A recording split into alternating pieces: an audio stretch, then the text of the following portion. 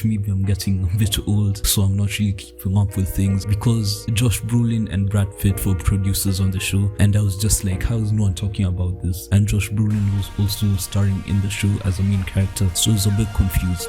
Like, how there are no reviews, no community about the show, and like, how come it doesn't have as many seasons? The thing is, I found the show was just on my homepage of the TV. It was just always there, just always looking at me, staring at me, and just begging for me to watch it. So one day, after a few weeks of just like watching other shows, doing other things, and just always seeing it every time I open the TV, turn on the TV, I sat there and I looked at it. I didn't look at anything else, and then I just said, you know what? I'm just gonna watch it. So I started watching it, and when I did start watching that first episode, I was very intrigued from the first few minutes of the opening episode. They say it took 6 days to make the Earth. How did they know it was from 6? then on that I like it.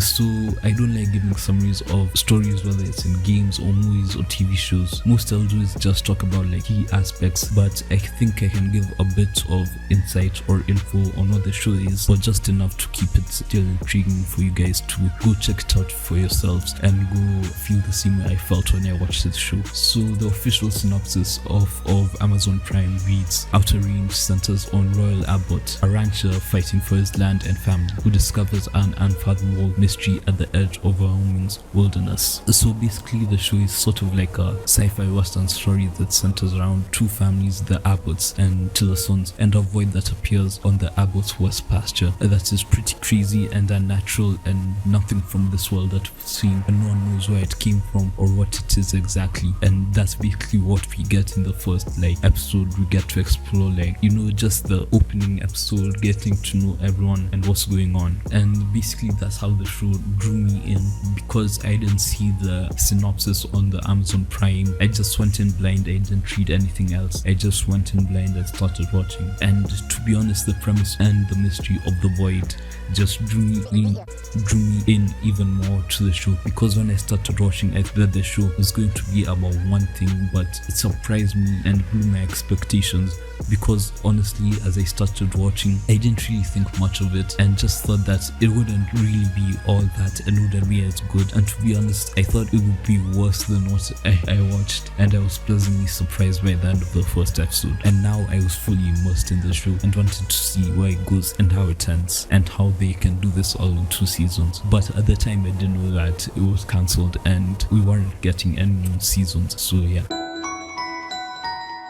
And in my mind, after the first episode, I already had like several ideas of where the show could go after the first episode, and I didn't want to watch the next episode immediately because I wanted to keep that intrigue in my mind and just keep the mystery alive and try and be immersed in the story as much as the characters are, and you know, just not look up anything, try figure it out on my own and see like how the next episode could look like from my own ideas. And that's one of the many things I like about the show, and something that it does so well. The thing it does is it keeps me intrigued and thinking about the mystery of the void and just the show in general and the world of the show, and makes every episode seem like a bigger and bigger event that keeps building on to something crazier happening in the rest of the show, like a crazy reveal or just like something crazy happening that leaves us with more questions and if they'll be answered in the next episode, but does it in a way that keeps it fascinating and fresh and just keeps you engaged and hooked in the show. And the show also makes everything feel important. Even the void feels like a character on its own as you try to figure out why it shows up randomly and disappears and what it is, if it's like made from anything, if it's from this world, or you know, if it just appears in this particular area or it's done this before, or you know, what's going on with the void. Is there anything surrounding it, or is there something flowing through the void? Okay, so this may be a bit all over the place, this video, since I haven't really planned it that well, and well, I know how other people do it in their other videos, but this is my video. I built this shit.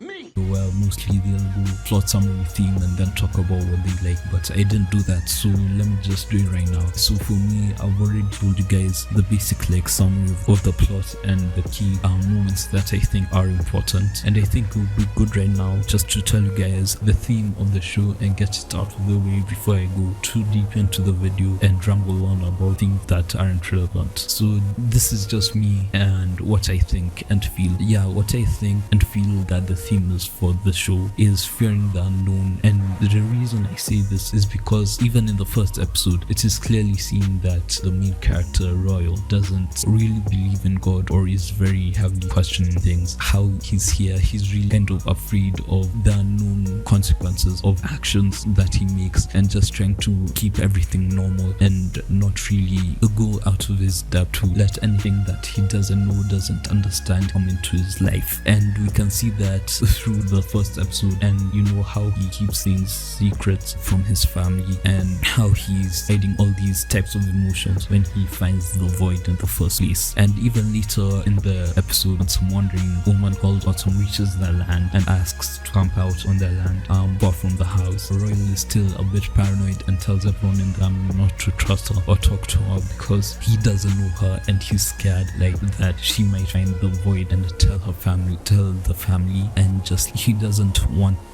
to think about what will happen if they find out about that. And I think I can see it without spoiling too much what the theme is that being scared of the unknown and not knowing what the void is and why it just appeared at this random time, and fearing consequences of telling anyone about the void or the events that happened in the first episode, the events that lead to what happens in the rest of the show. And also I'd say fear of losing things and people that are close by trying to keep things secret as a way to try and protect them. So yeah, that's what I'd say. Another thing I'd say that they also did well with the show was personally how well the characters were written. So personally, my favorite characters I'd say were Royal and Perry, and really every character in the show, but sometimes not every character was really, I didn't really like that. So yeah, one character I didn't really like was the sheriff. Yeah, the sheriff. She was just kind of annoying and kind of like a thorn in the side. But then after the first season, in the second season, or late the first season, the last couple of episodes, I started liking her and like relating to her character and being more enveloped in her character and seeing like how her story plays out with all these things happening. But for me, like with Royal and the arcs of the two characters I've mentioned, Royal and Perry, I really like them for that. With Royal trying to get his family back and be more open and honest and tell them a lot more and be like, stop keeping secrets and facing his fears, and Perry trying to move on and dealing with pent-up emotions and anger in a better way, a better man and better father, and Red trying to leave, pursue bigger things, his girlfriend, and just get out of this box and get out of this town, and Autumn trying to start a cult and take over the world. And I'd say it's pretty good to watch, pretty fun to watch how they develop from season 1 to season 2 and how things pan out. I'd say they are well written and feel lived in, and it feels like every choice that they make just pulls us deeper into the story of the unknown and how each person is reacting to it and what's happening around them.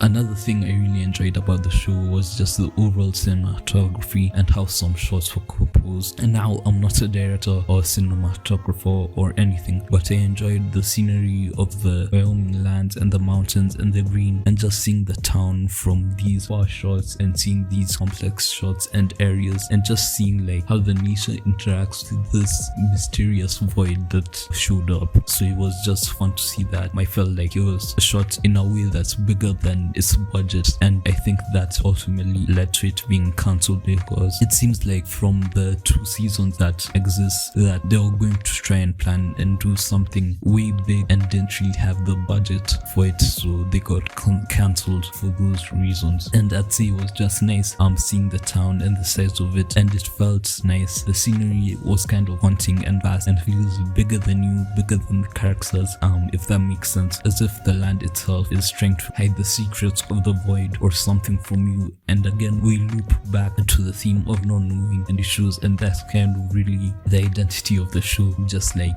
the unknown. Okay, so another thing I'd like to talk about would be the pacing of the show. So what I found out recently is that I like slow burn shows and movies, and I'd say Outer Range is kind of a slow burn show, but since it got cancelled, we can't get the resolution of the show and how everything ties up. And I'd say the first 2 seasons were kind of slow to pick up, but when they get get into it, it really picks up and puts you in the fold of the show and gets you really engaged. But the pacing for me felt right and good for what the show was trying to achieve, and just always keeping the viewer asking questions about the next episode. And yeah, I'd say it's pretty hard to do that with other shows and make it so just enough stuff was answered in the one episode you watched, but also setting up and leaving enough room for interpretation for the next episode for the viewer, so the plot keeps you on edge and tossing in mysteries and questions without easy answers, but just gives you enough to come up with your own answers and how you'd like to see things wrap up.